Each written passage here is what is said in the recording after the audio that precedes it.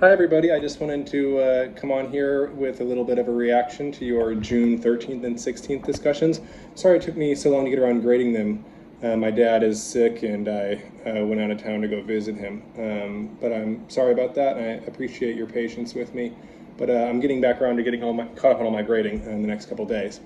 But about the June 13th and 16th discussions, there's a couple things worth talking about here, I think. One is the double entendre of power equals work per unit time. So the unit of power is called the watt. And one of the refiners of the steam engine, James Watt, sort of coined this equation.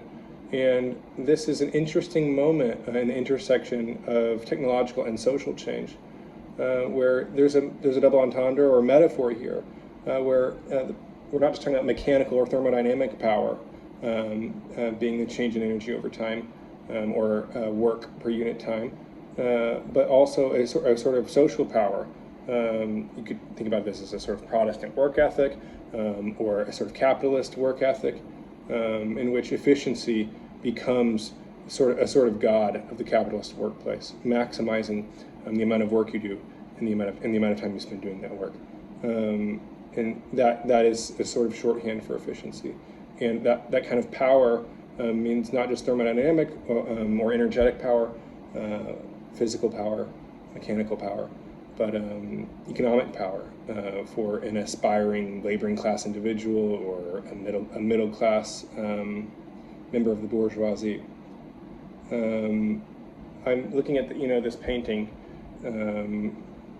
from the Lackawanna Valley, which is where Scranton, Pennsylvania is, which you may be familiar with from the sitcom The Office. And I'm looking at all the tree stumps, and a lot of you pointed out the Lorax, and that's definitely a good connection. Actually, it's such a good connection, I looked to see if Seuss was inspired by this painting by the Lackawanna Valley, because it's a very famous painting. One thing I wanted to note about the painting is it's really foreshadowing. At the very beginning of steam boilers, which is a time when this painting depicts, as you can tell, from the locomotive that they're using. The boilers are heated by burning wood, because, as many of you identified from Hikes and Materials, automotive locomotion requires that the automotive bring its own fuel source along with it, and that creates a strong incentive the desire for efficiency creates a strong incentive to bring the most energy-dense fuel source you can.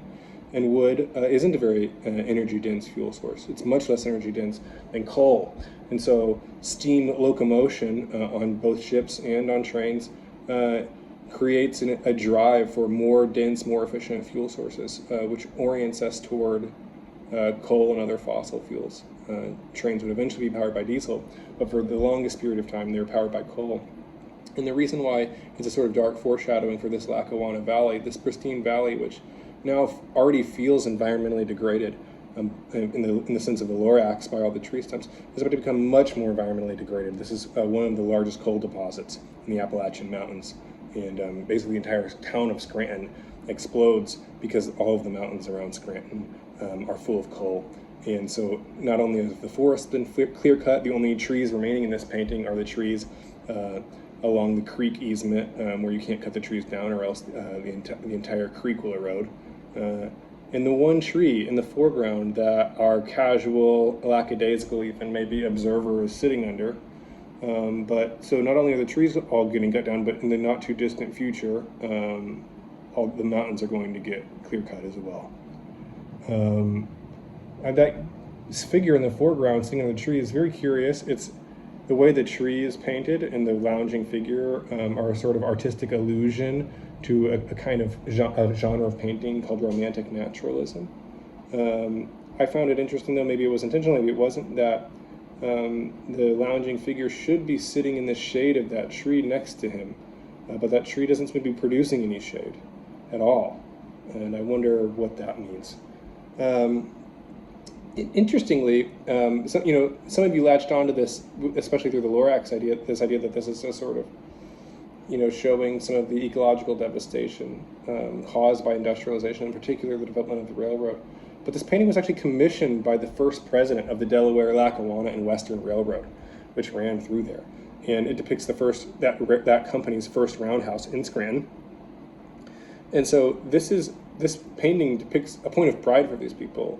So maybe the painter slipped in a little bit of environmentalist messaging in there, sort of created a sad undertone of the painting, but the painting is intended to be prideful.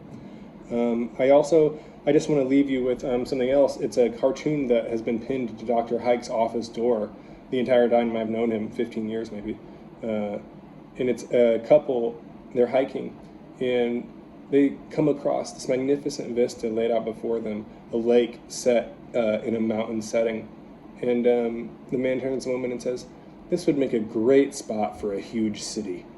And I've attached a copy of that cartoon in the announcement here. But you all did a very excellent job analyzing this painting of the Lackawanna Valley Railroad. And I also enjoyed all of your other chosen railroad paintings that you decided to analyze for your June 16th discussion. I don't have a lot to say about that because in some sense it was an extension of the same discussion that we were having on June 13th. But you all did a great job, and I'm going to keep grading. And again, sorry I took so long to get back to you, but I'm going to keep grading. It should be done in the next couple of days, caught up with all the grading. But good luck and keep working hard. I appreciate all the work you're doing. Take care.